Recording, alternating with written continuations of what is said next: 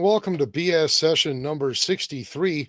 When the bugle plays, you will observe. We aren't actually going to play the bugle because when we did that last year, the Facebooks and the YouTubes got all hot and bothered. Stupid. Because I have a shotgun and rifle that I use for, and 22 gauge that I use for ptarmigan, moose, and black bear. You are so dumb. You are really dumb. For real. You're listening to your weekly dose of BS, Ballistically Speaking. The Ballistically Speaking Podcast.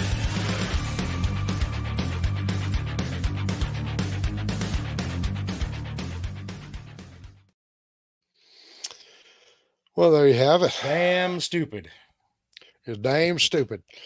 So Boom Country is already pissing all over the place digitally, marking his territory. He was the first here. I wonder how South Dakota is doing these days. North Dakota. He's in North Dakota, isn't he? He's probably been everywhere, man. He's in one of the Dakotas. Hey, so obviously, if you're here, you know what we're talking about today. It's the day before Remembrance Day. We're going to talk about a number of things to do with Remembrance Day, but before we do, we have some obligations to get through first. Boom Country is in North Dakota, he says. So bear with us while we pay some bills, and then we'll get into it. Excellent. With us, as always, is EM Precision Rifles in Leduc, Alberta, building Canada's finest precision rifles. Commission a build today at emprifles.ca. And Bolt Action Coffee, bringing specialty coffee to the precision shooting world. Order coffee and merchandise at boltactioncoffee.com. 11th hour commemorative roast, specially brewed for Remembrance Day. I don't know if they have any left available. Right. They usually sell out before Remembrance Day, so yeah, I suspect that they've sold out, but hopefully you got yours. Check them out anyway. Yeah, check them out. Call sign 66, Canada's best rifle training. Welcome to the Brotherhood. Book a course with them now at callsign66.ca. And Odell Engineering, pick up a Canuck shotgun or a Bergera rifle from your local distributor and tell them Phil sent you. Look them up at odellengineeringltd.com. Remember a couple of weeks ago when I said, if you don't know who Phil is, kill yourself? And Phil was like, no, don't kill yourself. And I was like, okay, sorry. That is poor advice, folks. It's really poor advice. Yeah, I was corrected quickly on that one. Right. Apex Optics. When you buy Apex, precision comes standard. Find them at apexoptics.co. Check out all their good products on that webpage. There's been a whole flurry of new stuff come in the last month or so, wasn't it, Kris? Mm-hmm. Yep. Something like that. I don't know exactly what their stock levels are like right now. Last I heard, they were out of the Hunter. Really? Now I'm trying to remember if they were expecting their first shipment of the Edge this month or if they were expecting the first shipment of the Edge late last month. Something tells me that they were expecting it this month. But if you didn't pre-order one, you're probably not getting one for a little while yet anyway. That's right, yeah. But keep checking them out because they're hot commodities right now. Absolutely. Also, Ribstone Gunsmithing, craftsmanship done right. Contact Oscar at ribstonegunsmithing.ca and breathe life back into any firearm. The Shooting Edge in Calgary, Alberta, home of the Sterling Arms R18. Shooting sports retail store with indoor range, education and training, a laser engraving, fine firearms, and much more, including a new 6-lane axe throwing bay and the One Shot, One Spill Cafe.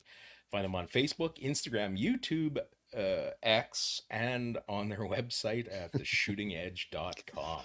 Also, it's my understanding that tomorrow for Remembrance Day, I think it's just tomorrow.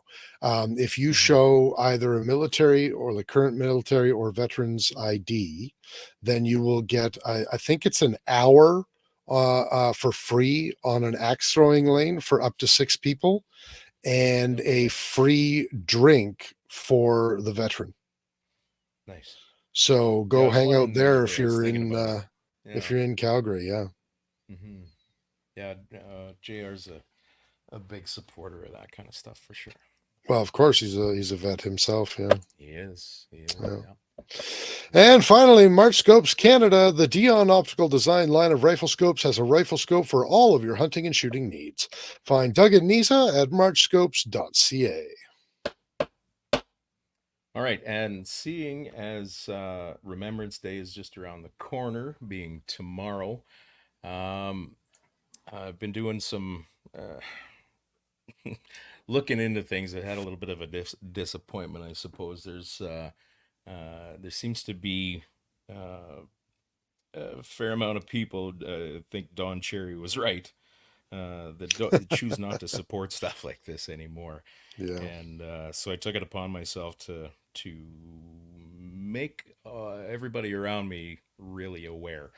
And in doing so, I got a hold of the Legion. Had all I could get was 100 poppies sent up to site here, and we just put them out on a table at camp, and just said here, donate them.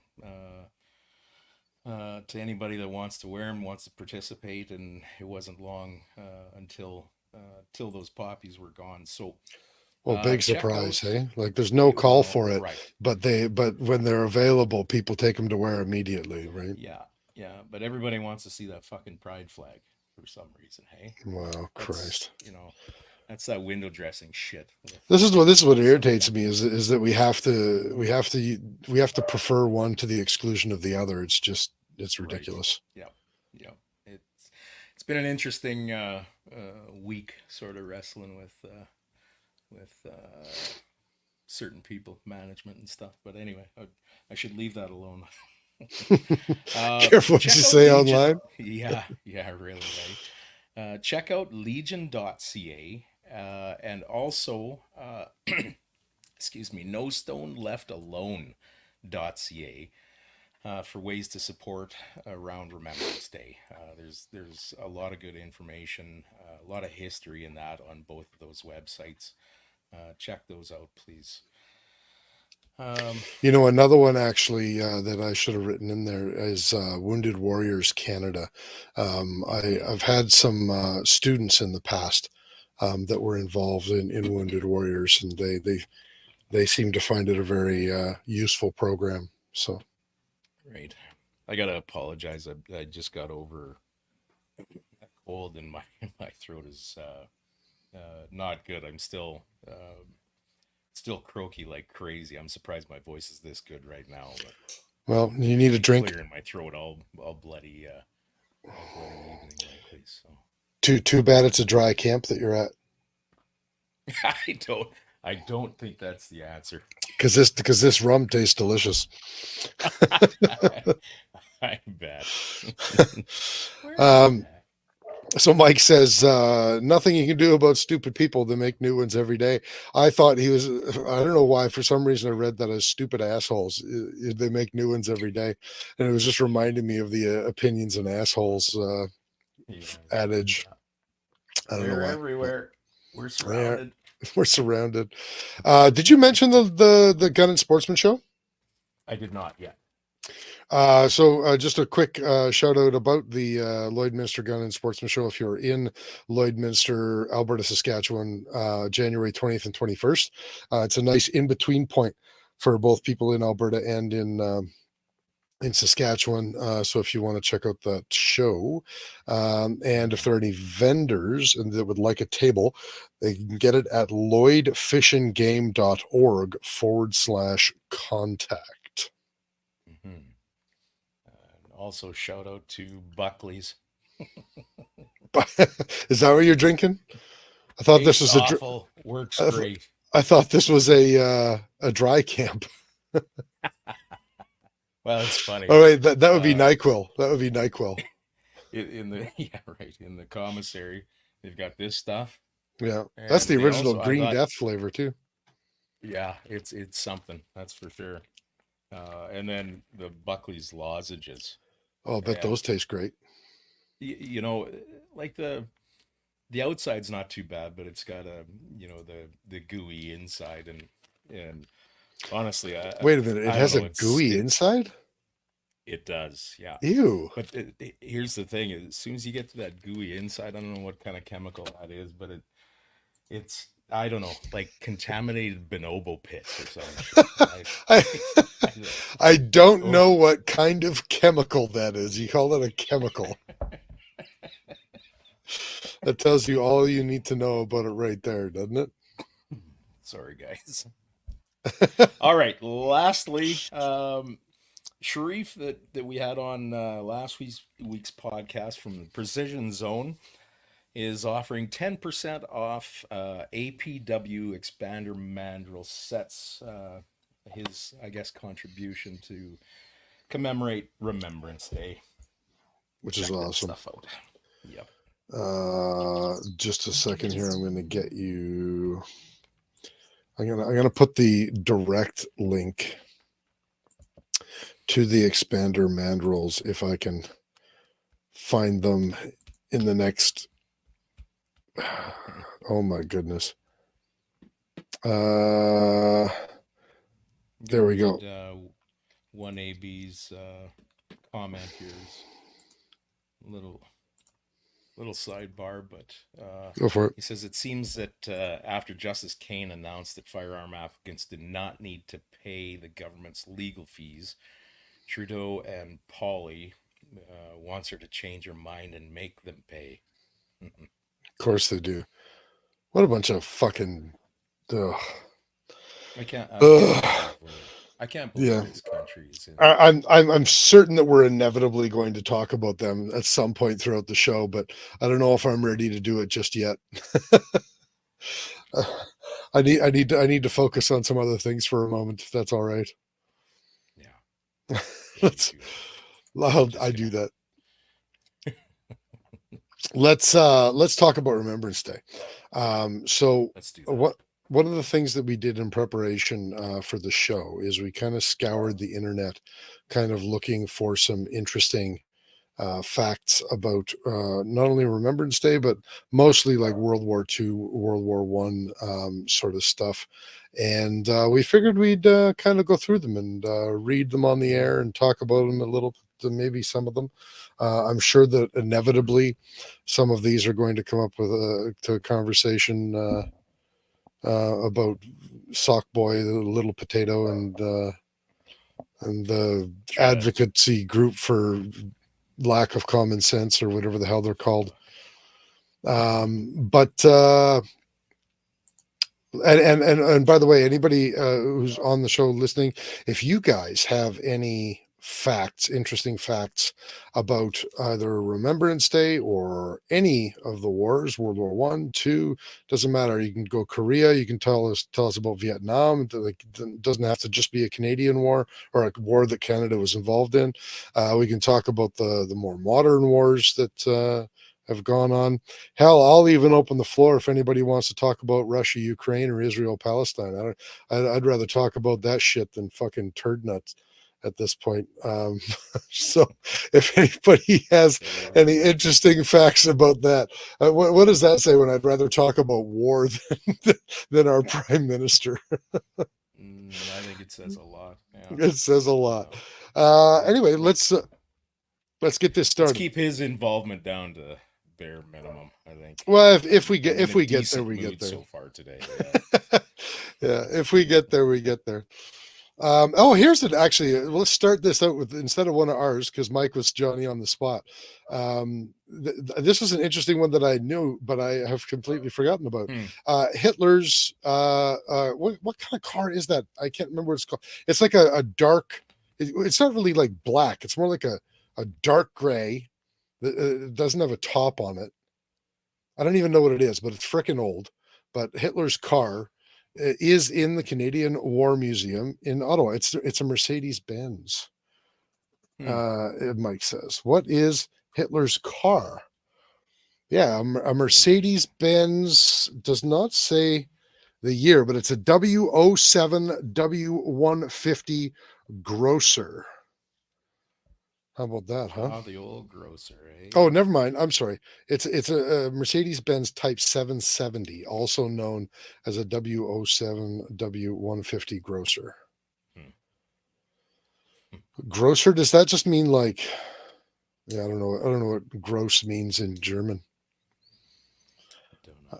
In French, it would be big, I guess, but I don't know. Okay, now I'm already behind on chat. What's this all about? The Canadian War Museum is worth a visit. I've been there a couple of times. It is a really great museum. Is really well maintained, and it has a really good write up in it and a model of the sister ship to the ship that my grandfather served on. Oh, no My kidding. my grandfather served on the Haida. It's one of its sister ships. I think there were three of them, but don't quote me on that. Maybe there were four. But one of its sister ships was sunk during the war in a rather famous naval battle. It was the HMCS, or not HMCS. It was what was it back? It was HMCS. Anyway, it was the Athabasca. Mm-hmm. I think so. Is what I'm talking about. Anywho. Hmm. Oh, there's a photo of Rob Furlong at the Canadian War Museum, according to Derek. I didn't know that. Look at that. We're getting all these interesting facts already, huh? Good deal. Yeah. Good deal. So 1AB just had to go with the big shit in German, of course. Gross Scheiße. I'm not sure what relevance that. Well, I suppose I started it with the whole Mercedes-Benz thing. Is that what that means? Because that's not how you spell shit.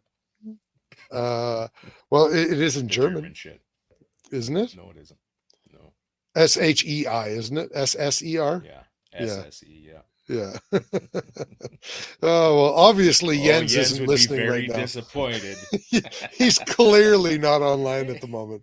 He's down in Las Vegas. He's in his vehicle driving right now, just doing this on the steering wheel. You Scheiße!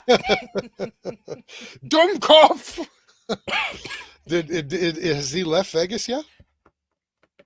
I'm not sure. I haven't been paying any attention at all. I'm not sure. All I know is I've that been he was in scrambling Vegas like crazy. scouting the hotel that we'll be staying at Right. at SHOT Show this year. And Boom Country says definitely got to hang out at SHOT this year. Yes, sir. You got to look us up. Okay, so we've got a couple of facts already. Let's punch one of those of ours in. You want to go first? Sure. Remembrance Day was first observed in 1919 throughout the British Commonwealth. It was originally called Armistice Day to commemorate the armistice agreement that ended the First World War on Monday, November 11th, 1918 at 11 a.m. Which obviously is where we get 11-11-11 from. Right. Yeah. So literally the very next year. So they signed the armistice on that day at that time in 1918. The very next year, the Commonwealth was, Yes, I don't know if, yeah, I was going to say celebrating, but that's not the right word. Observing Armistice Day the very next year. Yeah. You betcha. Cool. Fact the second. From 1921 to 1930, Armistice Day was held on the Monday of the week, which November 11th fell. So keeping in mind that the armistice was signed on a Monday, November 11th, 1918 at 11 a.m. So originally they observed Armistice Day on the Monday, not necessarily on November 11th. The first Remembrance Day was observed on November 11th, 1931, after it was legislated to celebrate it on the actual 11th of November each year, rather than on the Monday closest to it. So, and obviously, the implication there, I didn't come out and say it, but the implication there being that it was changed from the name from Armistice Day to Remembrance Day by 1931. So there we go. Anyone else got any facts while we're going through these? Go ahead and type them out in the chat. Feel free. Do your thing. Go ahead. And the poppy, as we all know, is the symbol of Remembrance Day. Poppies were a common sight in battlefields during the First World War, especially on the Western Front. They flourished in the soil churned up by the fighting and shelling. I remember that story when I was small, I believe like grade 3 or 4, when we actually discussed this type of stuff in school. That I wonder if they do anymore.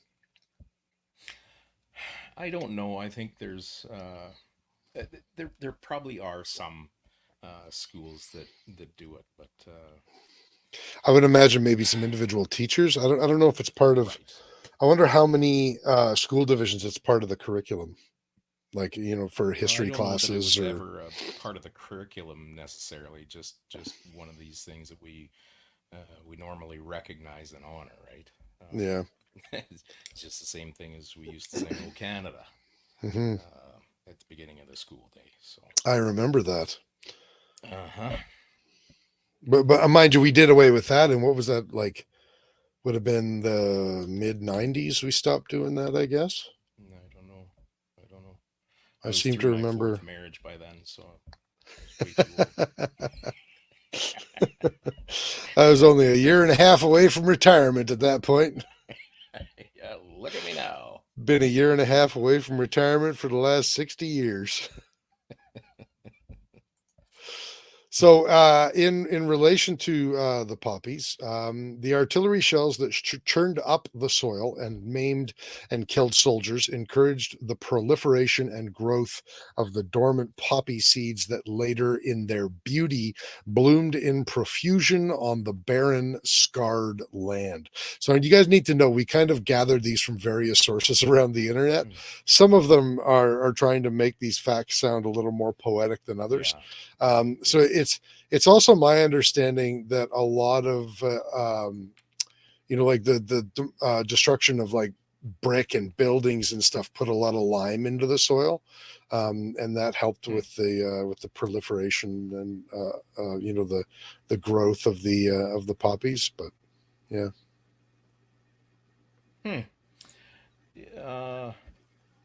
1AB comes up with Trudolph's Canada. The Canadian Armed Forces chaplains are not and will not be banned from prayer on Remembrance Day or at any other time. When did this come out? Because this is a change from what happened just a week or two ago, wasn't it? That he was going to ban prayer at the ceremony. Trudeau was? Yes, I'm certain of it. Yep. Why would you do that? Because he's fucking Trudeau, that piece of shit. He has But no that's fucking interest in anybody in Canada. You know what's funny though? When he does stupid shit like that, here we go. He all of his talk is inclusion. That's the woke word, right? Inclusion. But actions At like the that, expense of. well, of course, but actions like that are the definition of exclusion. Mhm. They're not practicing inclusion. They're practicing exclusion of everything. Anyway. Here's a cool fact from Derek.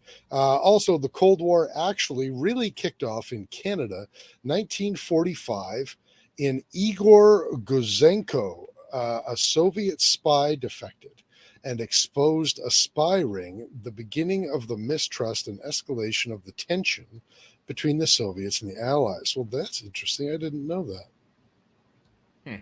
I got to do some reading up on that. I know it started a lot earlier than most people believe. I think most people believe it kind of started kicking off while Kennedy was in office, sort of thing, around the 63 or 5 or whatever the heck that was, right?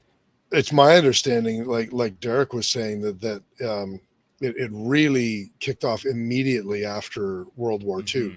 and a lot of it had to do with Russia already being a socialist state, and the whole relationship that was going on with the division of territory and reparations and blah blah blah and all of that sort of stuff. Oh, okay. Yeah. But I'm no expert on that. Here's another fact from Mike Hynek. The German Navy placed a weather station in northern Newfoundland and Canada. Didn't find it. Seriously, is that true? Is that Canada true, didn't Mike? find it until the 1980s. Isn't that something, hey? So Nothing to see here. I am just a little baby harp seal. Don't club me. With some structural steel erecting skills.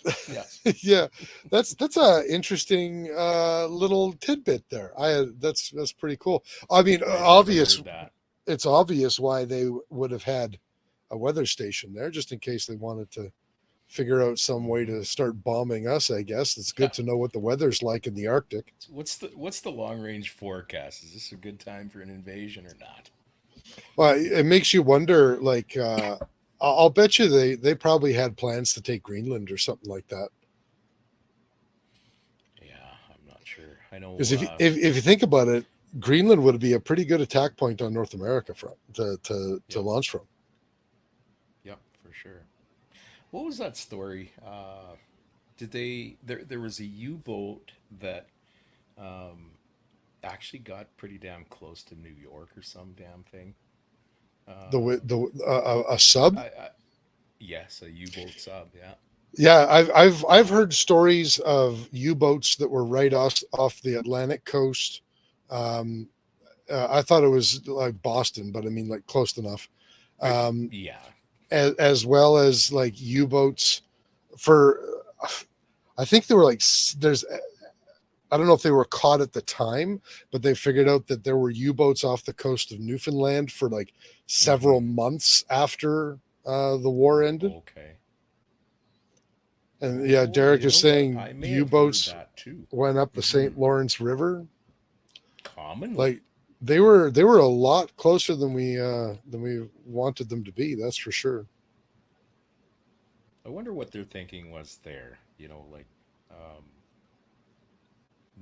why in Canada rather than sort of concentrating efforts further south. If we're easier to make land on, in order to attack the United States, you got to make land.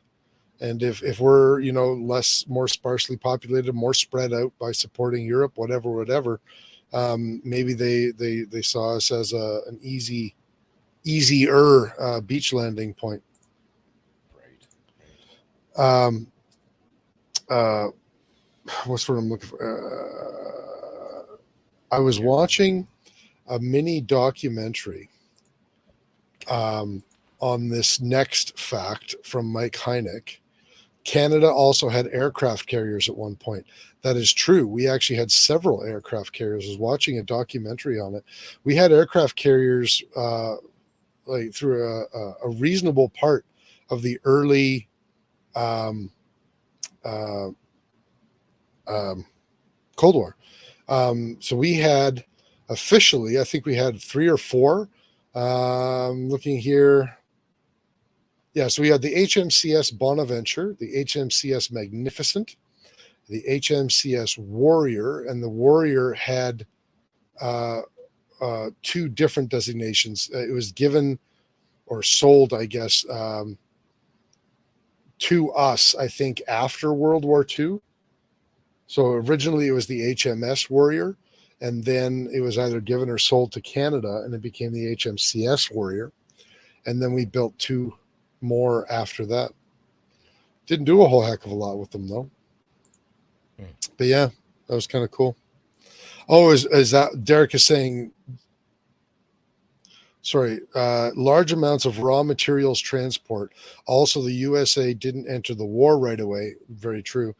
That's why they targeted Canada, is what Derek is saying. Yeah. Mike is saying Canada had access. It must have been, yeah. Mike is saying Canada had access to nuclear weapons on loan from the States. That doesn't surprise me at all. I mean, a significant number of nuclear weapons were, directly below us in North Dakota. Hmm. Yeah. That's right. Yuka Kazi is joining us late because he observes daylight savings time. What a weirdo. And Yuka, actually, almost all of Canada does do daylight savings. It's only Saskatchewan that doesn't. It's like us, Arizona, and parts of Mexico, I think. Yeah. Oh, yeah, we had that. There's another interesting fact, that hydroplane warship. Did you ever hear about that thing? No, I don't recall anyway. No. I think it was a destroyer class. The HMCS Brass Door, the world's fastest warship. So it was basically like a little destroyer that had this like hydrofoil at come out the bottom of it. And when they ripped on the engines, the whole ship would like come up out of the water, and only that hydrofoil would be in the water, really. And apparently it was the world's fastest warship at one point. And we I don't know what happened with that either. We've definitely had some innovation in the past, but I'm not so sure about now. Sold it off to the Saudis. Yeah, exactly. Let's move, get another one of our facts in here. The United States, I can't remember if it's my turn or your turn. Is it your turn or my turn? It don't matter. Okay. It don't matter. Okay. The United States used to commemorate Armistice Day on November 11th. However, in 1954, they changed the name to Veterans Day. In 1953, Alvin J. King of Emporia, Kansas, proposed changing the name of the holiday to Veterans Day to recognize veterans from all wars and conflicts. And it is on November 11th each year as well, right? Yeah, same day, just a different. They just did a name change to distinguish it because they wanted to make it more distinguishable for veterans of all wars. Now, I mean, we do observe Remembrance Day. Yeah, we do essentially the same thing. But I mean, we also can't deny that Remembrance Day, most people think about Remembrance Day as World War I, World War II. Right. Obviously, maybe the most important fact of the day is that it stems back to the armistice that was signed that ended World War I. And the Royal Canadian Legion distributes more than 20 million poppies around Canada every year. Also, more than 50,000 Canadian women served in the military and as nursing sisters in the Second World War, and close to 3,000 nursing sisters served in the First World War. Today, about 16% of Canada's roughly 68,000 regular forces are made up of women in various roles. 16%. That's a lot more than World War I or II. That's for sure. Hey. Yes, for sure. Yeah. Okay, so we'll get a couple of other people's. The 1AB is saying the HMCS Brador went up to 117 kilometers an hour. I don't know how many knots that is, but that's pretty quick for a destroyer. No kidding. Yeah. So Joel says, first of all, Joel, how's that rifle doing, Thanks. man? Yeah. Good to see you here, Joel. Yeah, sure, it would be nice to see some action shots of that. Yeah, I'd love to see him shooting that thing. Anyway, Canada still has a few subs from England here on the West Coast. I was not actually aware of that. I was aware of the subs that we tried to buy that we had to tow home because they basically broke down halfway through and just about killed everybody on board. They were from England. That's probably the subs that Joel's talking about. When we first bought them, they broke down halfway here, and we had to tow them into dock and like fix them before we could do anything with them. Yeah. It's the same as the Sea King helicopters. It's almost like my dad is running the Canadian military. Yeah, we've got military at home, son. Okay, here's an interesting one. Mike Heineck says the Canadian government used to give out instructions on how to build a bomb shelter in your backyard. The Americans did the same thing. Yeah, what an interesting time that would have been, like the 50s, Mhm. 60s. What an interesting time that would have been to be alive, hey? And Well, and you know and what sorry, go ahead. I was going to say I've seen so many documentaries about the Cold War, especially the early Cold War, where they were teaching kids how to duck and cover in Yeah. schools, and it's like the most useless way possible. It's like, get under your desk, cover your head, don't look at the flash. Yep, that'll help. It's like you're in the middle of Toronto. That'll do it. Yep, no problem. Sure, everything will be just fine. Yeah. What were you going to say? Uh, I know the U.S. had that big initiative with war gardens and stuff like that, and I think they promoted the same kind of thing in Canada back then too, didn't they? War gardens. Yeah, like promoting planting gardens and that being more self-sufficient and things like that. It's quite a contrast to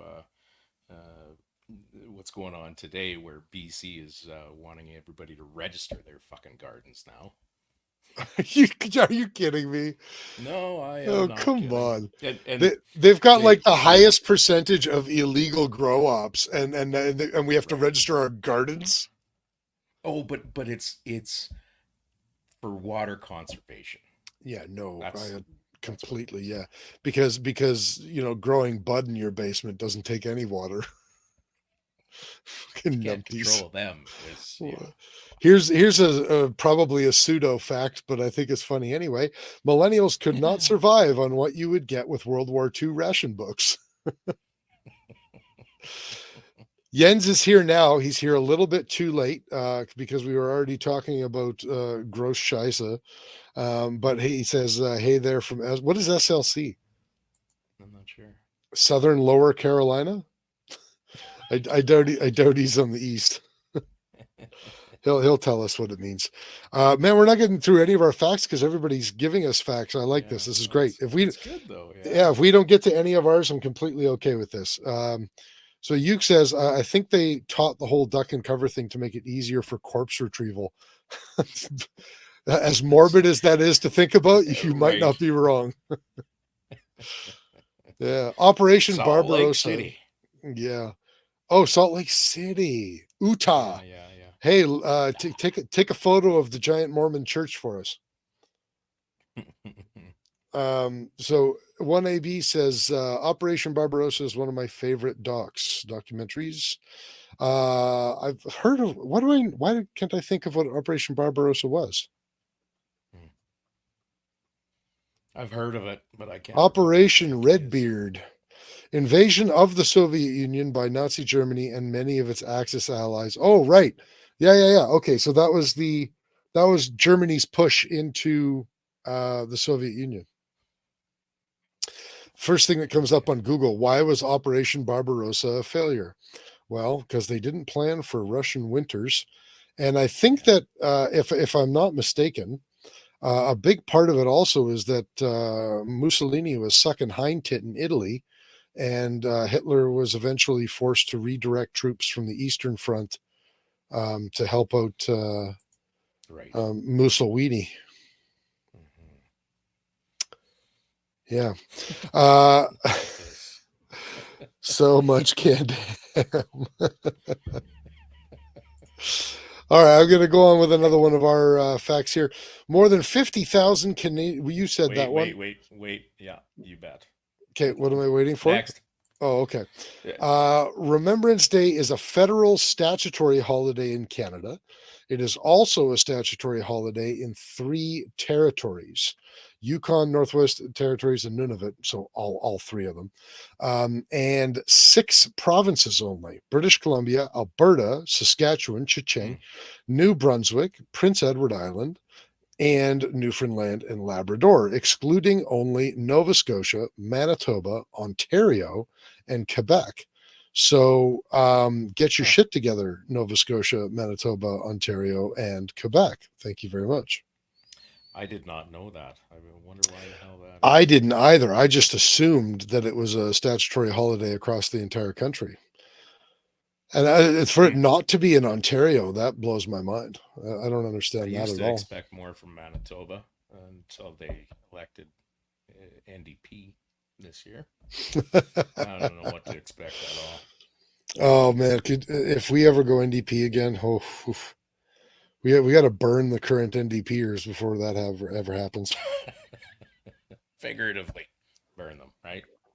I'm not talking about rounding them all up in the middle of town square. I am speaking figuratively. Yes. You The better make that clear on YouTube. both the federal and all NDP provincial governments in this country all need a good thorough enema. Yeah, Again, yeah, for figuratively. sure. I'm not Well, talking to about add to that, forcibly. yeah, Yeah, it's all figurative. round Let's do them the up next and fact before CSIS starts bugging my phones. All right. Many nations have a tomb or monument dedicated to an unknown soldier to symbolize all those who died in battle but were never identified. The idea for this, the idea for this tradition came from the United Kingdom, where an unidentified British soldier was buried in Westminster Abbey in 1920. This soldier represents the countless men and women who give their lives for the country, and his tomb is a powerful reminder of the sacrifices made during times of war. In Canada, the Tomb of the Unknown Soldier has only existed since May 25th, 2000, when an unknown Canadian soldier was brought home from his resting place in Cabaret Rouge, British Cemetery near Vimy Ridge. He is now entombed in Ottawa at the intersection of Elgin and Wellington Streets. That one surprised me. For Mm. so, I mean, we were We're a little both, slow on the uptake there. yeah, we were both more than 2 decades old when that happened, and I didn't. I Mm-hmm. thought I thought that Right. Canada's Tomb of the Unknown Soldier had always been there. Mm-hmm. I don't know Mm-hmm. why I didn't know that. I'm a little bit ashamed, but Yeah. Interesting. Kurt, Duke says your mic is really low again. Why does StreamYard do that? I don't know. Here, let me turn my mic down so that everyone else can just turn their volumes up.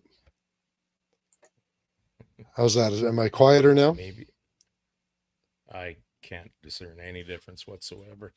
I'll try How and about now? Am I stop quieter now? slouching and sit closer to the. Yeah, a little bit. Yeah. Okay. So let us know, guys, if our mics are still out. Shit, we've been doing this for 42 minutes, and finally somebody said something. Hmm. I don't know. My mic volume's up as high as it'll go. Well, and you know what's really interesting from my perspective, like my audio obviously is coming through the stream. Last week and the week before, everybody, our guests' mic volume to me has been the same as yours. Hmm. So I don't know what StreamYard's doing, but it's I ridiculous. don't know. Well, Jens and then says that Yenzi Kurt says sounds I fine. sound fine. I might now. I actually sat up, but maybe You know, maybe when I sit back like this, I don't know. well, no, you are definitely quieter when you do that. But here's my question: is Yuka Kazi listening to us through stereo headphones and the right headphone doesn't work?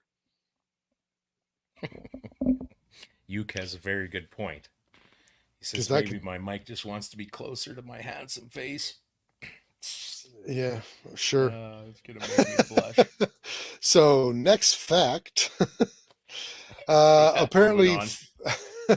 approximately 4,000 Aboriginal Canadians enlisted in the First World War, representing nearly 1/3 of all Aboriginal men who were eligible to serve at the time. 33% of all Hmm. Aboriginal men eligible to serve at the time served in the First World War.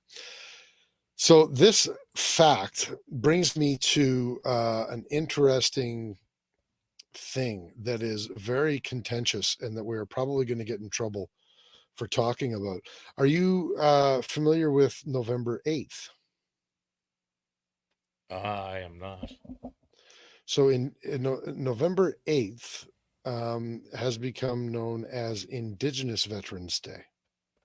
Okay. And the idea being that, through most of Canada's history, going back to before officially we even had a Canada, First Nations have been involved in wars, quite often on the side of the British or the French when they were fighting each other, or the British against the Americans in the War of 1812. Um, and into World War I, into World War II, and the whole code talkers Mm-hmm. thing. There's a large Yep. contingent of code talkers from Canada that spoke Cree, that spoke Mohawk, that sort of stuff. So they definitely served, but they Mm-hmm. were denied benefits when they got back. They got lower Yeah. pay.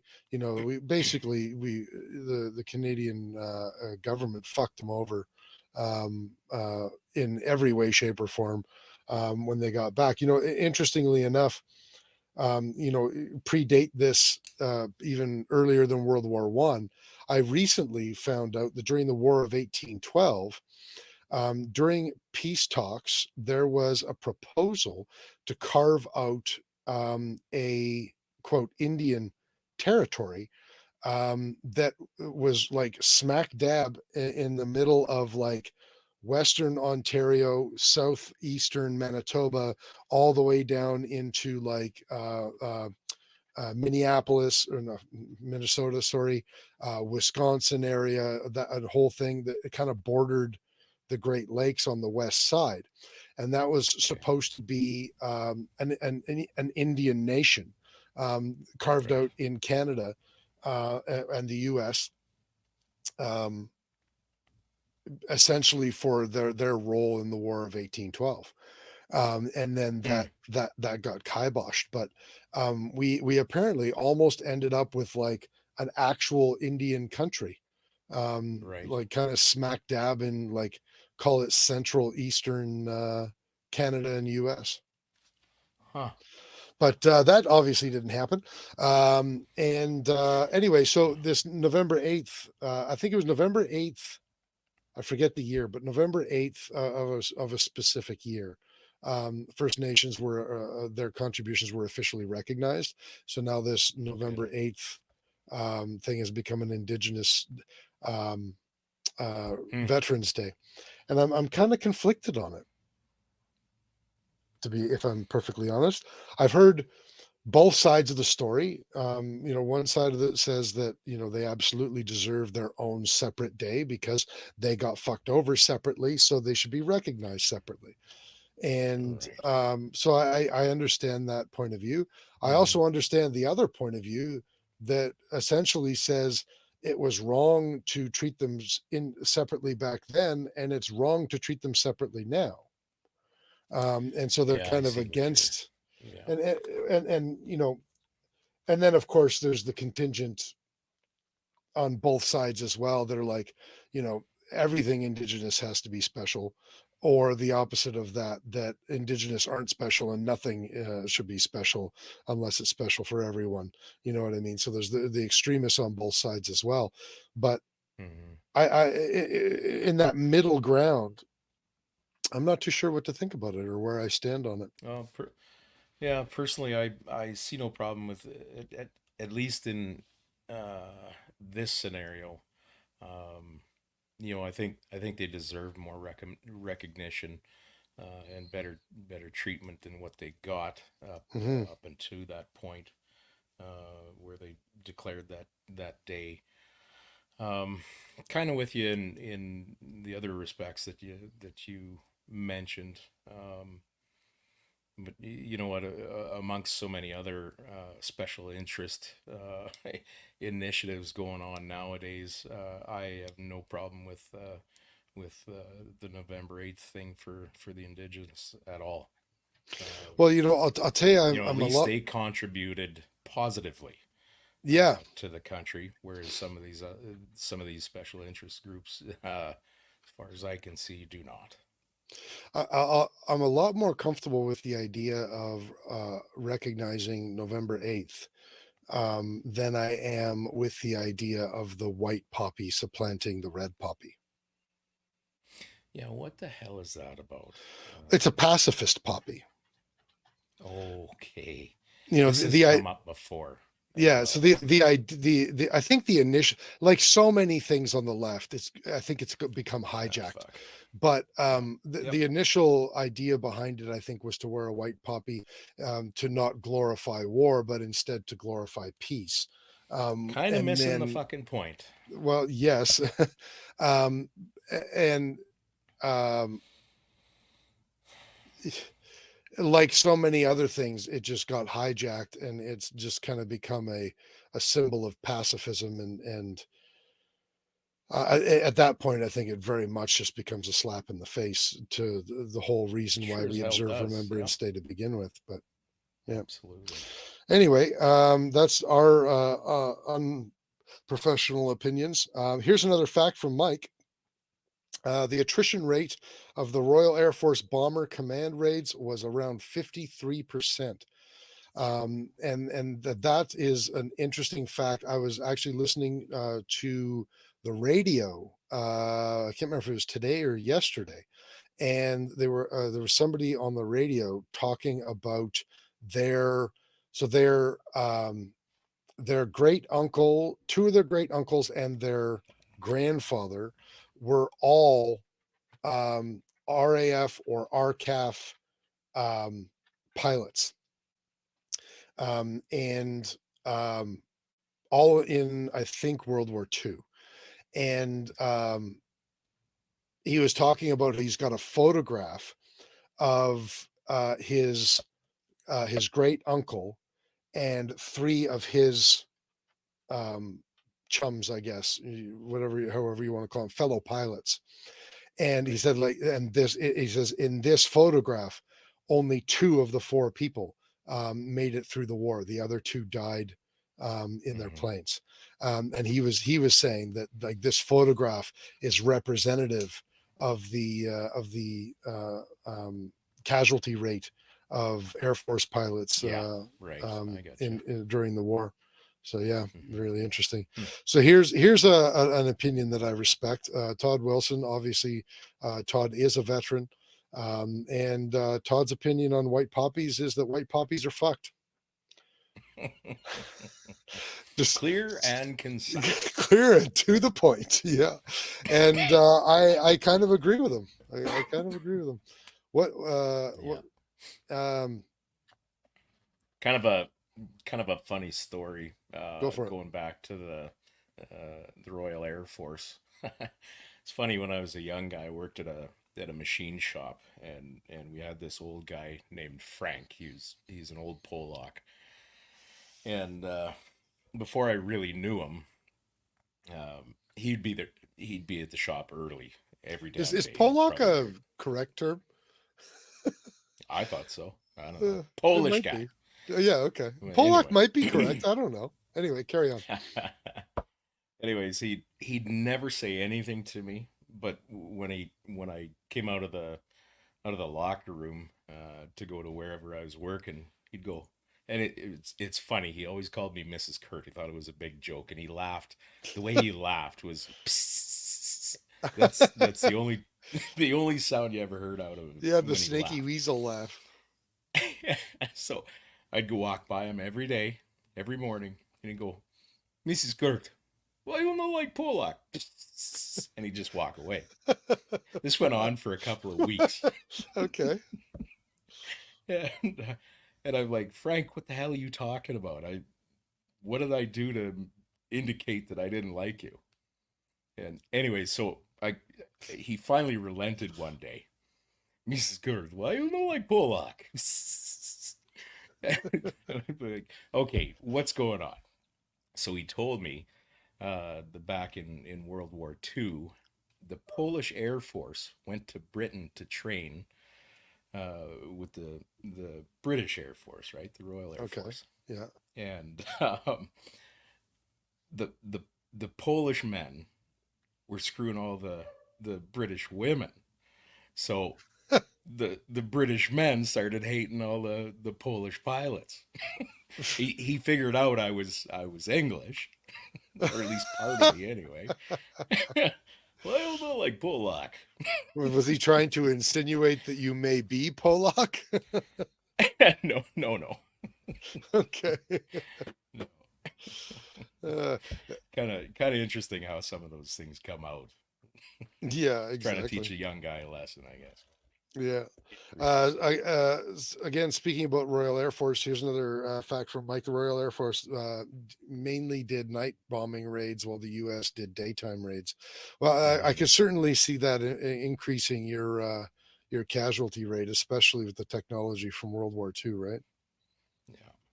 I wonder how many accidental mid-air collisions happened. Like, like this is before radar, like Right. Yeah. just insane.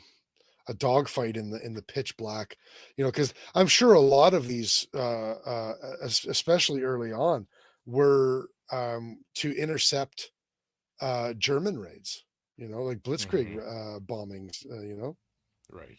Right. just crazy. Anyway, where are we in our facts here? The tomb was no, Aboriginal was the last one, right? Yeah. Yeah. Okay. I So think this one's I think yours. this is where we're at. Hey. Yeah. I John believe so. McCrae, a Canadian born in Guelph, Ontario, wrote Flanders Fields in 1915. He died overseas in 1918 and is buried in France. Now, one thing that was interesting about that I actually didn't know, because when I was in school, we were taught, we read the poem, we were taught about John McCrae, we were Yeah. taught about why he wrote it, and we were taught that he died in France. I was never taught how he died. I always assumed he got shelled or shot or bayoneted Right. or any other Casualty of war. of the Yeah. horrible ways that could have happened. But apparently he got sick. Mm. He took ill and died in France in 1918, Oh, okay. which I could certainly see. Like Oh, how long conditions. in conditions those guys were just sitting in trenches and Right. like the Right. grossness and ugh. They're Well. no wonder they were a hardier people. The shit that they went Never through. mind rations for millennials. Let's see them in a trench somewhere. Well, that's the thing, like I can I'm perfectly fine, sitting in a pile of snow in the forest for a couple of hours at a time without moving. But Yeah. you know what? I've got all of the modern clothing and et cetera, et cetera, et cetera. I've got some hand and foot warmers in my pockets as emergency, just in case. And by the way, when I get cold, I can stand up and just go trudge back to base camp and light a fire. Right. Right. Without somebody shooting at you. Oh, Todd says that that McCrae is actually buried in Belgium. I thought he was buried in France. Oh. Well, there's a correction on Where our was that? facts. What was that source you got that from, I wonder? I don't know, man. I pulled so many things from so many different websites today. Yeah. Yeah. Um. Wow, Well, this you next know what? one's something. Todd should work for Facebook as a fact checker. He'll do a better Can job only than any of them imagine did. Yes. Could you imagine, like when he flags it as misinformation? You know how they sometimes write a comment as to why it was flagged. Yeah. It's just like, you're fucked, buddy. It's just- Buddy, you're fucked. That's right. Yeah. Go sit Oh. in that corner and think about what you just said. Yeah. Todd said he visited his gravesite when he was there. Oh, that's pretty interesting. No kidding. I'm planning sometime in the next couple of years to do a European tour, and I'll be doing Germany, Austria, and Poland. And I'm, especially because this year I saw Pearl Harbor and Right. Hiroshima. I really don't, but I also really do want to go see Dachau and Auschwitz. Right. So Yeah. I'm planning that for some time in the near future. It's going to be that's going to be a solemn part of the trip for sure, but I think an important one. Anyway, Very cool. is this the fact you were talking about? Not me. I'm going to No. butcher this name here. Francis Pegahamagabo. Pegamagabo. I hope that I said You that know right. what? That is a very valiant try. Thank you very much. If it's wrong at all. Yeah, if it's wrong at all. Anyway, he says, is one of the most decorated Indigenous soldiers in Canadian history. He was a sniper and message carrier. He was part of the battle for Passchendaele, Ypres, and Somme. Now, is this the guy that was that went out and counting coup and counted coup on a Brit or a German officer? He like took a German officer's hat or something like that, or was that somebody Okay. else? I'm so bad with names, man. But they this is the thing. I mean, for a people that were, for all intents and purposes, conquered. Yeah. I think that it was because of their. I think it was because of their strategy off the battlefield, and it had absolutely nothing to do with their tactics on the battlefield. The more I learn about the quote Indian Wars in the U.S. and the whole Sitting Bull thing and what was going on in Saskatchewan, even with Yeah. why God, I'm so bad with names. What was his name?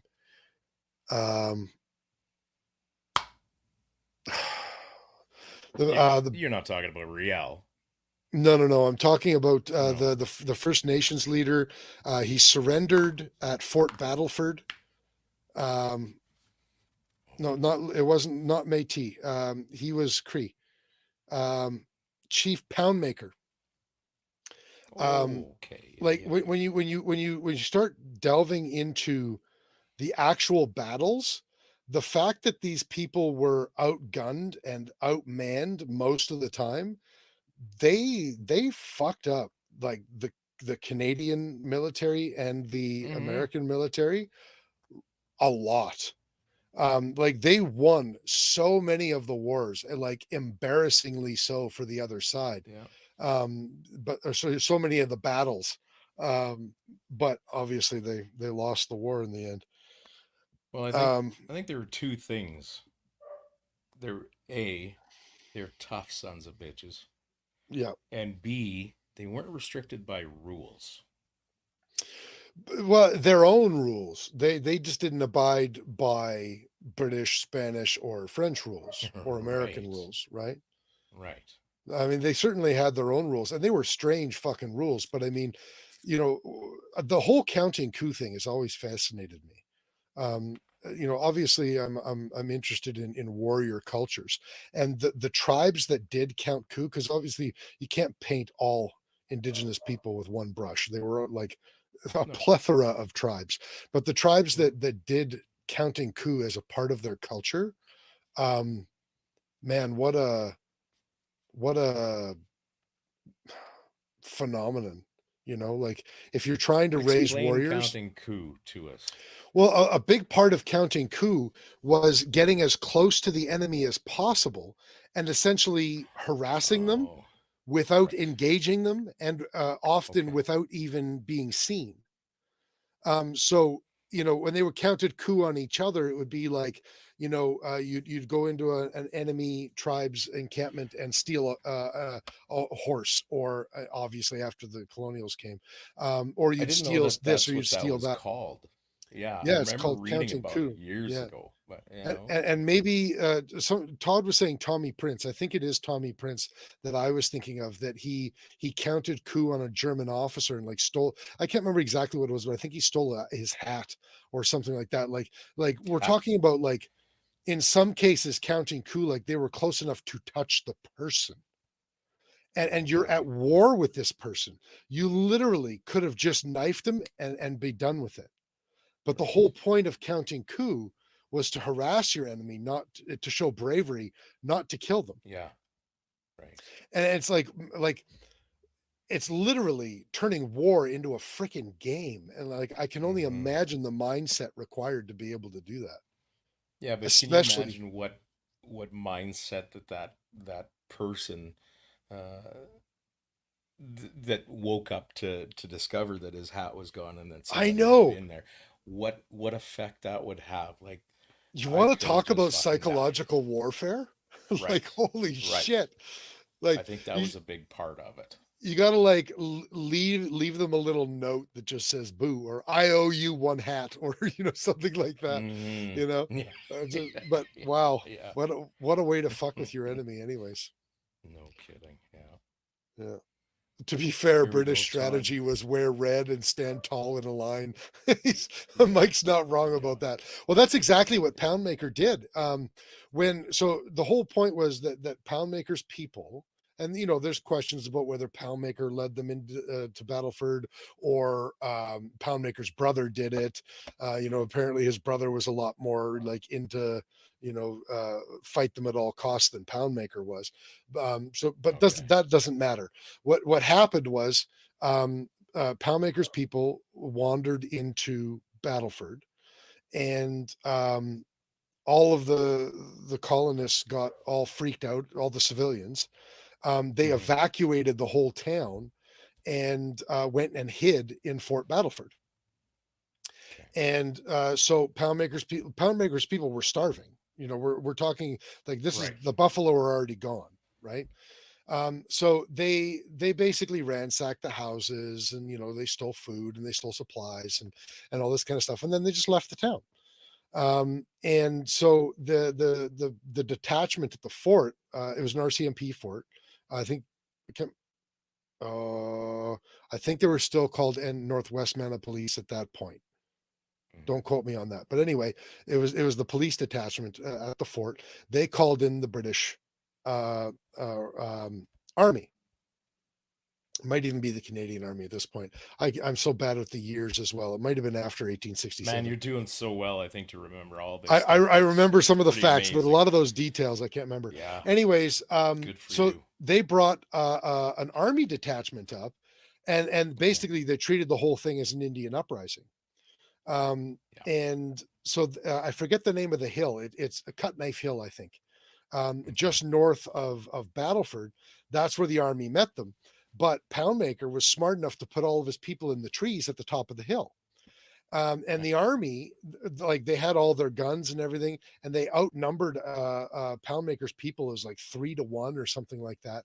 Sure. Plus, they brought with them, I think it was 2 or 3 Gatling guns. Oh, And so what happened was Poundmaker's people, they just hid behind the trees. And right. the army like opened fire with these Gatling guns and with their muskets and all this kind of shit. And then when the Gatling guns Hmm. ran out and they had to reload their muskets, then Poundmaker's Sure. people ran out, destroyed both one or I think they destroyed the Gatling guns. Don't quote me on whether it was all of Okay. them or some of them, but they like Okay. broke down the Gatling guns and basically just fucking routed the army with just like vastly superior tactics. They had the high ground and they had not just concealment, but they had cover. And the British are No just kidding. standing there at the bottom of the hill, like, ha ha ha, we got Gatling guns, and they got the shit kicked Yeah. out of them. And That's what then arrogance will get you. exactly. And then, of course, a couple of days later, Poundmaker turned himself in because he was of the opinion, look, they're not going to stop coming. Like our goose Yeah. is cooked. And it's either Yeah. we all die or I turn myself in and save my people. So he turned himself in. And that's why they called him like what did they call him? The great peacemaker or something like Okay. that. Um, Okay. but yeah, history is such an interesting thing and we don't learn it. Yeah. But anyway, No, we don't, for sure. so Todd Wilson says Tommy Prince would patrol in his own moccasins and leave Devil's Brigade cards behind.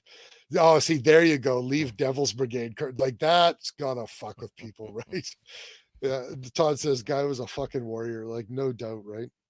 And here's the sad part. It's my understanding that he came back, he got absolutely nothing. He worked like a menial job for the rest of his life, died Yeah. relatively poor and unknown People have only really known about him and talked about him and his accomplishments for what maybe the last, I don't know, decade, 2 decades, something like that. Yeah. I have heard about him, read about him years and years ago, but yeah, Yeah. God only All knows right, when let's that. let's do more facts here. Hmm. Hmm. Where the heck are we? Where are we? All right, More this than one's really interesting. Yeah. okay. You read it then. Okay. More than 250,000 children served in World War One. The youngest known was a boy named Sidney Lewis, who was only 12 when he enlisted in the British Army with the East Surrey Regiment in 1915. He had lied about his age to join the service. So, can you imagine? I'm 18. Are you now, son? 12 years old. Can you imagine? Well, and you know Can what's you imagine? really interesting? I was looking up really quickly on this Sidney Lewis. He was in a machine gun detachment. So No kidding. he was in the 106th Machine Gun Company of the Machine Gun Corps. So at 13 years old in 1916, he fought in the Battle of Somme in 1916 um, on a machine gun Right. at 13 years old. Unbelievable. Just I blows saw my a mind. meme quite a few years ago now, but something to the effect that in 1944 or 1942 or some darn thing, 18-year-old men uh, fought in the war. In 2020, 18-year-old boys need safe spaces. Yeah, It's crazy. it's funny, like that kid enlisted when he was 12, and I think my first thought is, tough son of a bitch. Kind of reminds me somewhat of the story of my grandfather, my father's father. I don't know what kind of little asshole he was, but his parents back in England kicked him out when he was 13. Mm. Um, his brothers had already come over to Canada, and he went on a boat alone, landed in Boston, I believe it was, and he hung around there in New York, uh, made a living for at least a couple of years, reportedly, by fighting. Hmm. That's how he earned his living. Imagine 13, 14, 15, 16 years old, you're Fighting. scrapping. Yeah. Yeah. That Yeah, reminds he was me a of. miserable son of a bitch, but Of course he was. It probably every knuckle in his hand probably ached from yeah, arthritis. yep. Yeah. Yen says there's a barking dog on the podcast. That's a fact. Yeah. Well, I have a dog who is turning 18 years old next year, and he's basically blind and deaf, and he has taken to just barking when he knows, like, he can tell when I've left the house. There's a bit of a pressure change in the house when you close the front door, so he knows when I'm in the house. But if he doesn't know where Yeah. I am, he tends to just Why kind the of fuck bark. aren't you here? Yeah. Yeah, exactly. Um, about Sidney Lewis. Here's something interesting specifically about him. So we already said that he was a machine gunner at 13. He served all the way through World War One.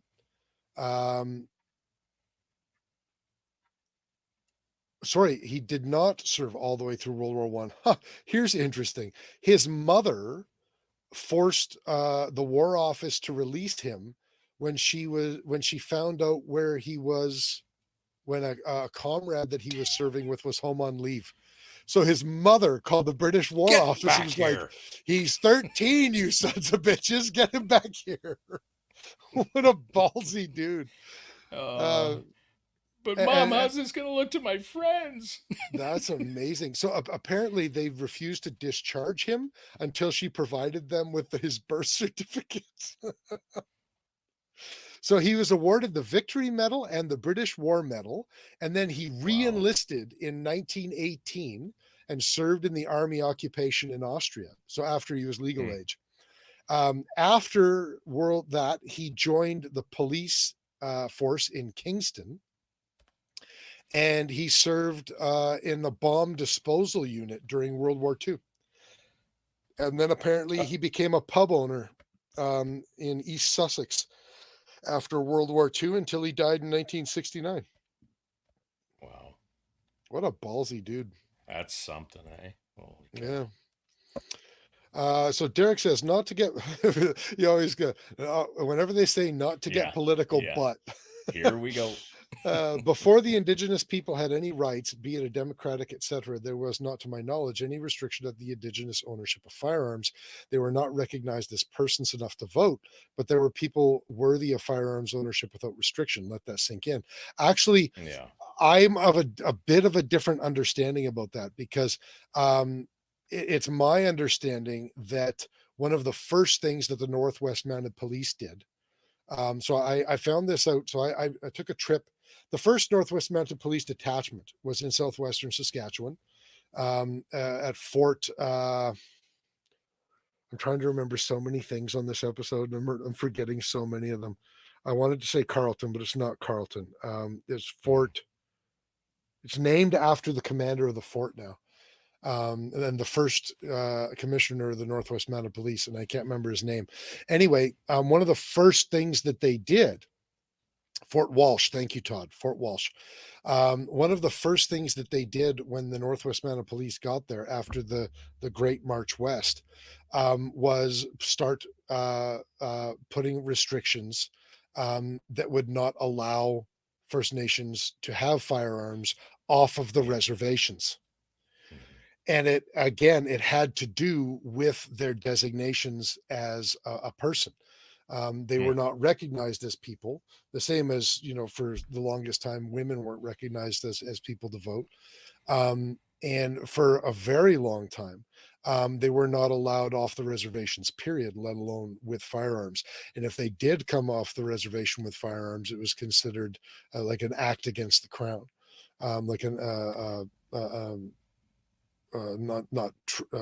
treason's not the right word, act of war is not the right word, but you know what I'm trying to get at.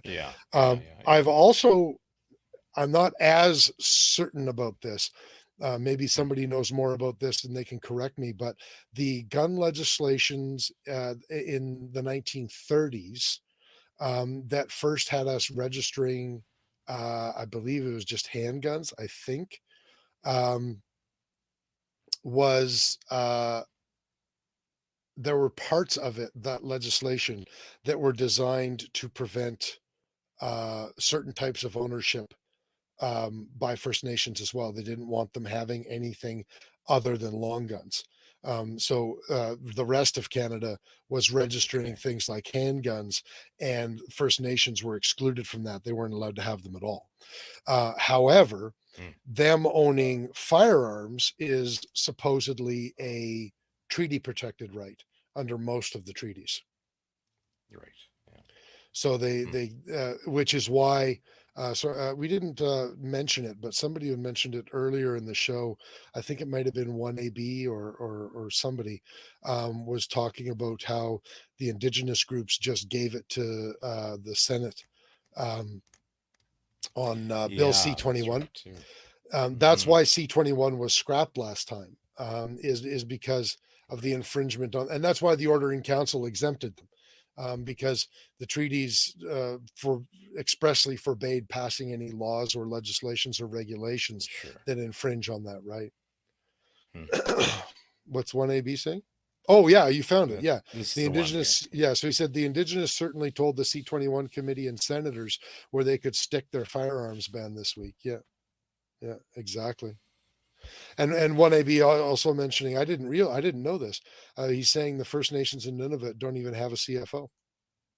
Now, is that because they're a territory? Do the other two territories have CFOs? That's an interesting question. I don't know. If somebody out there knows, put it in the chat. In the meantime, let's go on to we're getting close to the end of our facts here, but go ahead with the next one. Oh, I guess this was mine, isn't it? Oh, World War One ended November 11th, 1918 at 11 a.m. We've already mentioned that. But it was not the war to end all wars as it was called at the time. On September 1st, 1939, less than 11 years later, World War II started. Hmm. I mean, not something that pretty much everybody here doesn't already know, but a fact nonetheless. This next one, you kind of came up with that one, and this was a Yeah. really interesting one. So It read either is. part or all of it. You choose. Well, I don't know. It's a bit long, but it is kind of a neat story. A lady, a nurse by the name of Helen Josephine Enright, nicknamed Nellie, served in both World Wars. Uh, in in October 1914, 2 months before the or 2 months following, sorry, the outbreak of the First World War, Nellie wrote to the Secretary of the Militia Council, saying she was ready to go at any time. Several months later, she enlisted with Number 3 Canadian General Hospital, which was staffed by nurses and doctors from her alma mater, McGill University. The McGill contingent sailed for England on the 6th of May 1913. Um, Throughout the war, Nellie was frequently loaned to other medical stations. She was sent further up the line to Number 3 Canadian Casualty Clearing Station to help triage wounded soldiers before they were sent to hospitals. She also served at Number 1 General Hospital in, I'm not even going to attempt that one, after it was hit by German bombs in 1918. After the war, Nellie was awarded the Royal Red Cross, second class, for her devotion to duty. She was demobilized in Britain on 9th of May 1919 and returned to Canada 5 days later. At the beginning of the Second World War, Nellie again wrote to top military officials to volunteer her services. She enlisted in the Royal Canadian Army Medical Corps in February 1940. She did not meet the physical standards to serve overseas during the war, but was eligible for service in Canada. She worked at Number 8 Depot for several months, but was discharged in 1940 to transfer to the Royal Canadian Air Force in order to lend her experience to the newly formed Women's Division Nursing Service. Hmm. She then took the aviation nursing course to qualify to work for the RCAF, although she actually failed the course, only achieving a grade of 49% overall. She was admitted based on her previous experience. She became the matron supervisor of the junior nurses at RCAF Station Hospital in St. Thomas, Ontario. Her senior officer at St. Thomas Group Captain Collis wrote that she ran the nursing staff well under difficult conditions and could rise to any occasion. In 1941, she transferred to the RCAF base at Gander, Newfoundland. She received similar reports of competency and efficiency, but at this point, her age and ill health began to impede her ability to do her job effectively. She was frequently ill and injured herself in a fall in November 1941. In January 1942, the new commanding officer at Gander, Group Captain Foss, recommended first that she be transferred somewhere warmer and then advised that she be retired. Nellie officially retired in February 1943, and in the following year, she was diagnosed with breast cancer, which had already spread to her skin and bones. She passed away on April 23rd, 1947, in the Royal Victoria Hospital, where she had spent so much of her career. She was buried next to her parents and siblings at the Notre Dame Cemetery in Ottawa. Hmm. So, That's a lot of volunteer. service. Absolutely. Yeah. Both world wars. Wow. That's crazy. You Hmm. know, it takes all kinds of ballsy people. You know, um, Yeah. we um, eh, it's like I don't want to say this out loud because it's really not like this, but I mean, it sort of is like a team sport, right? And Hmm. everybody on the Well, team sure it is. has to play a part. And if you have great support staff, then the people on the front lines can do more and be more effective. Right. Right. Yep. Just the same as, like a quarterback can't do shit if he doesn't have people on the line that can protect him. Yep. Right. Absolutely. Same on a Craziness. construction site, man. Everybody has a purpose, and if there's one link missing in that chain, there's no success. Yeah. Same Yeah. ideas for sure. Yeah. Crazy. Mm-hmm. Crazy. Um, So here's another fact here. Royal Air Force Bomber Command didn't get a memorial unit until 2012 because after the bombing of Dresden, they were not looked on highly after the war. I don't actually know a lot about the bombing of Dresden, except for that it Mm-hmm. occurred close to the end of World War II, and there was some questioning about whether there were legitimate targets or something like that. But I don't know a Right. whole lot about it other than that. There's a whole bunch of fluff because of civilian casualties, wasn't it? Hmm. Probably. I believe. But I Yeah. mean, there were civilian casualties in England, Well, I you know? know, but the implication that it was targeted. Uh, Yeah. but I mean that happens so often. How Yeah. else do you crush a country's resolve? Yeah, exactly. Well, what you do is you get a guy by the last name of Prince to start leaving Devil's Brigade cards next to sleeping soldiers in the middle of the night. Yeah, yeah. Oh, just shoot yourselves, guys. Just eat your I'll gun be if this back to collect tomorrow. exactly. Exactly. Yeah, What's this, the whole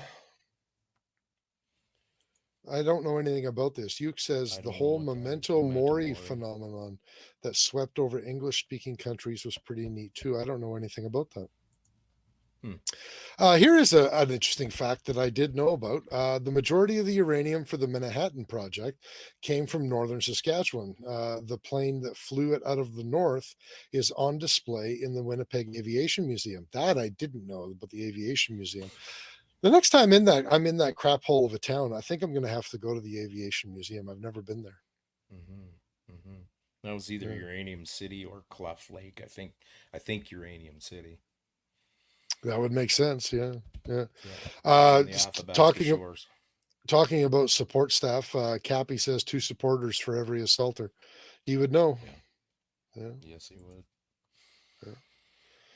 Hmm. About the bombing of Dresden, Jens is saying no military targets there, but there were 200,000 Yeah. civilians. Yeah, okay, that That's that that's tracks what with it what I was remembered. because the typical strategy was going after industrial areas and that, right? Hmm. And stuff like Dresden because they they were kind of bypassing the industrial areas and Mm, going for residential. I yeah, believe is how that sorted itself out. Yeah. interesting. So Mike says Hmm. memento mori is a Catholic saying from the Middle Ages that means eventually you must die. Of course, that would come out of the Middle Ages. But Hmm. what was the context that you were saying? The whole memento mori phenomenon that swept over English-speaking countries was pretty neat too. I still don't know anything about the phenomenon. That's That sounds like a psyop to me. a psyop. Yeah, I don't know anything about it. I know Demoralizing, the here's an population, interesting right? fact. Now, this doesn't have anything to do with wartime, but this has to do with Cold War research and I think even pre-Cold War research. I think we're going back to the 30s, and it was Okay. like Department of Defense stuff, um, and it had to do with MK Ultra research or Oh, experimentation. A right. very significant amount of research that was done under MK Ultra and experimentation that was done under the MK Ultra program took place at the sanitarium in Weyburn, Saskatchewan. No kidding. Yeah. Hmm. Also, a we had scientists and experts from all over the world stationed in Weyburn, Saskatchewan at that sanitarium. And they were doing LSD research. They were a significant amount of the research that was based around that whole super soldier theory, that failed theory that said that, like, if you completely break down someone's psyche, like back to infancy, then you can rebuild it how you want. Right. And the idea was to try and create super soldiers or sleeper soldiers, and all of that sort of stuff. Right. A lot of that, not a lot, not all, but a lot of that was done, especially the LSD research side, was done in Weyburn, Saskatchewan at the sanitarium that doesn't exist anymore. No kidding. Yeah. So Uke says, "Remember We Die" is a more accurate translation. Queen Victoria's husband died early in her monarchy, and she chose to live a life of mourning, black everything, cemetery, picnics, stuff like that. So basically where goth shit comes from. Black clothing was in vogue. Mourning parties, psychics, mediums who would hold seance parties, all sorts of wacky stuff. Great time for goths. Interesting. Well, we know who had black fingernails in the late 90s now. Uke. Yeah, how many raves did you go to, Uke? That wasn't necessarily funny. gothic, but anyway. Another fact from Derek. Go ahead. Derek says April 22nd, 1951, Korean War. At Kapyong for 2 days, 700 Canadian troops, the Princess Patricia, defended a critical hill from a force of 5,000 Chinese soldiers. No That's funny shit. you don't hear about that. There's plenty of that information, documentaries out there and all that, but it was all to do with the U.S. Army. Hmm. We are especially terrible at telling our history, our military history after, like, basically Well, we're from modest, is 1945 what the excuse up is. until Yeah, 2001. We're yeah, terrible, and even yeah. after 2001, we're terrible at telling our history. Yep, But very much so. Yeah, man, it's seen more as a blight rather than a badge of honor which for is us so compared to the gross. U.S. Ugh. Yeah, We know that's part of the about. conditioning. Exactly, yeah. We know Yeah, about some of the history, like we know about the Hotel Rwanda stuff, Remy Dallaire sure. and Yeah, is it Dallaire? Am I pronouncing that right? I'm not sure, Chris. Anyway, we know about pockets of things like that.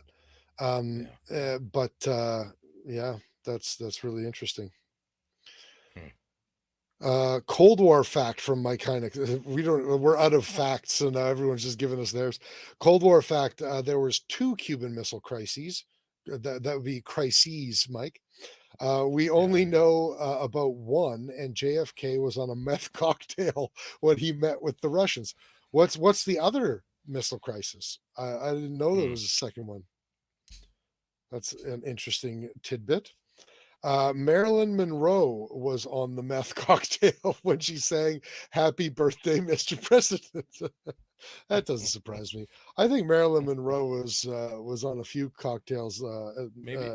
near the end. There wasn't she? Maybe she I was a mean, product of the Weyburn experiment. yeah, exactly. Well, wasn't that the whole thing? Didn't she OD? Yeah, Mhm. as far as I know, anyway. Yeah. Uke says, "Hey man, 2 of my fingernails are still black. I was in a band that opened for Typo Negative on Halloween." Actually, that'd be pretty cool to open for Typo Negative. I got the goth stuff covered. I thought he was going to say 2 of his fingernails are still black, but that's because he missed the nail this afternoon. Right. That's exactly what sprung to mind for me as well. That's funny. Shit. Todd says 2 PPC Princess Patricia's only can. I was going to trip over PPCLI. Only Canadian unit to receive the Presidential Unit Citation. I didn't know that Hmm. either. Hmm. See, we suck so bad at our history. Hmm. Dr. Max Jacobson, the guy dosing guy. It's an interesting story. Hmm. I don't know. Oh, is he It's saying just a Max guy. Jacobson? It was one of the guys in Weyburn. Maybe. I know that we had a He's rather. just a guy dressed up as a guy disguised as another guy. Oh no, Max Jacobson was an American physician and medical researcher who treated numerous high-profile clients in the U.S., including John F. Kennedy. Okay, he's still on JFK. Who was the German scientist? Uh, Weyburn, LSD. We had this like super famous German that like after the war that was involved in a lot of the psychedelic research in Weyburn. Uh, Humphrey Osmond. Hmm. Humphrey Osmond. And by the way, he is the person who coined the word psychedelic in 1957. No kidding. With an And he unfortunate name like that. exactly. Well, he was German. Give him a break. But he did the majority of his research out of the Weyburn Mental Hospital in Saskatchewan, and apparently throughout a large part of the 1950s, they were given like carte blanche in terms of what they Yeah. were doing in research. Like there was no oversight, and they were receiving funding both from the United States and from the Canadian governments. So they had all kinds of money and no oversight, and they just did like the most crazy shit. Weird times. You know what? That's probably still going on. It's just a lot more hidden now.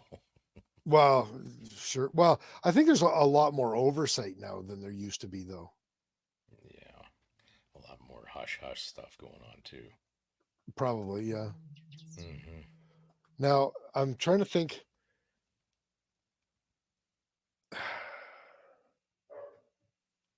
Yeah, so that psychiatric hospital in Weyburn, by the way, was absolutely massive, Hmm. and it did not close down until 2006, What? and then it was destroyed in 2009. Hmm. Oh, sorry. Hold on. Yeah, so as it stopped operating as a mental hospital in 1971, and then closed. It was being used as a long-term care facility until 2006, and then it was demolished in 2009. I regret not going and like even looking at that because I lived 45 minutes away for a lot of my teenage years. But Mm-hmm. Mm-hmm. Hmm. anyway, let's get through everybody's Right.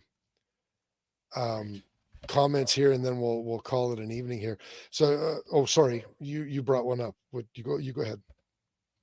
I was just starting with 1AB's. The Montauk Project is a conspiracy theory that alleges there were a series of United States government projects conducted at Camp Hero or Montauk Air Force Station in Montauk, New York. Uh, and then it Man, says Timothy Leary was part of the Montauk Project. Not the sure about American that. government was funding so many secret projects in Canada from Hmm. like even before the 1950s. Like when you find this stuff out, you're like, how did that even happen? But I mean, there's been a lot of cooperation, I guess, between our militaries for a long time, and there still is. Well, I said military, our governments is what I should say. It wasn't a Mm-hmm. military experiment, but Hmm. the whole hippie psychedelic scene was a psyop. All of the leaders, Leary, the Dead, the Doors, they were all industry plants. We're getting pretty conspiratorial now. Yeah, I'm not we're saying deep. he's wrong. I'm not saying It's he's wrong at all. totally I'm just conceivable. yeah, it's conceivable. Another Um, social experiment, like COVID. Another fact: Canada didn't investigate that there were Nazi war criminals in the countries. I'm assuming meant in the country until 1985. It was called the Deschênes Commission. Hmm. Deschênes Commission. So they didn't publicly investigate. Sure. I'm sure the government probably knew. Oh, let's be honest. There have been Jews from what the hell was that? They recently did a mini series about it with Al Pacino, um, the Jewish Oh, Nazi hunters. yes, yeah, yeah, yeah. Like anyone who thinks that they weren't in Canada along with every other country is kidding themselves. Oh fuck, man. Yeah. But if you're talking about officially the Canadian government like that, that doesn't really surprise me. Mike also says the show Huh. Stranger Things is based off Montauk. I didn't know that. Yeah. Interesting. And 1AB says the Philadelphia experiment came out of Montauk. I don't know much about Montauk, but Yeah, anyway. you're gonna have to look that up. Well, this was a lot of fun. I'm glad Okay. it was nice to see everybody coming out with their war facts and Remembrance Day Yeah. facts and Thanks for all that sharing. kind of stuff. Yeah, that was really cool. I'm glad we did this. Mhm. Now So we should let people know that we're likely not going to have a show next week because I will be out in the middle of the bushes hunting. I might be doing Rooster, the same. you might be doing the same. Yeah, exactly. Maybe. Exactly. Between renos and farm and everything else. I Yeah. need to kill something. So Well, better a deer that you're going to eat than the alternative. That's right. Yeah, well, and you know what's crazy is not a lot of snow out on your farm, I'm assuming. No.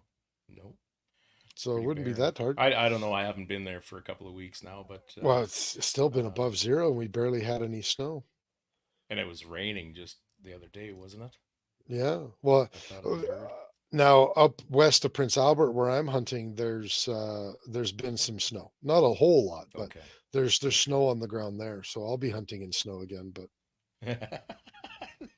But Mike and I will guest host next week for free. Well, Sounds good. you're damn right it would be for free because if we're not getting paid, you're not getting paid. Bring on the Ocho. Bring on the Ocho. ESPN 8. That's funny. National treasures, those boys. Yep. Okay, well, All right, at everybody. this point, yeah, go ahead. Yeah. I just wanted to remind everybody that 11 o'clock a.m. Tomorrow, please participate in at least the 2 minutes, observing the 2 minutes of silence in commemoration of Remembrance Day. It's a pretty important thing to a lot of people, and it should remain in the minds of Canadians. I think for as long as Canada's around, personally. So We please, will. please don't forget. I know we're observing here in our workplace. We've sent out the email to advise everybody that they're good to stand down at that time for observance. Well, that's good. My academy is open tomorrow, but we will be stopping at 11 o'clock, and we'll be playing the last post over our speakers, and we'll be observing, and then we'll punch and choke each other. Sounds like a complete day to me, man. It sounds like a complete day. Now, a bit of a sad day though too. I'm leaving early tomorrow to attend the funeral of Joe Novikowski. Maybe I'm going to tell this really quickly.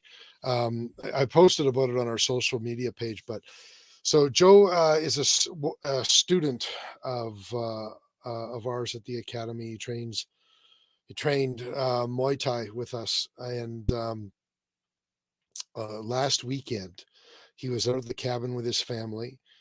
Two of his young cousins, that were 5 and 7, they kind of wandered away on their own, and for a reason that's currently unknown. The family says that they trained the kids. You don't go out onto the lake alone, but they did. And they fell through the ice. And then one of the girls' mother went in to try to save them.